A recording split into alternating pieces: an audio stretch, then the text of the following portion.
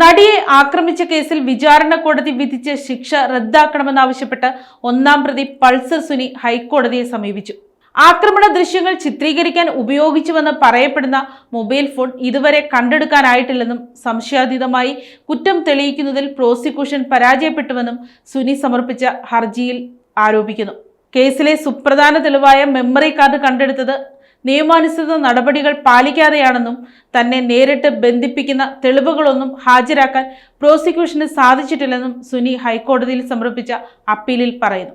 DNA പരിശോധനയ്ക്കായി ശേഖരിച്ച സാമ്പിളുകളിലും അപാകതകൾ ഉണ്ടെന്ന് ഹർജിയിൽ ചൂണ്ടിക്കാട്ടുന്നു. സംശയാതീതമായി കുറ്റം തെളിയിക്കാനാകാത്ത സാഹചര്യത്തിൽ ശിക്ഷാവിധി റദ്ദാക്കണമെന്നതാണ് സുനിയുടെ ആവശ്യം.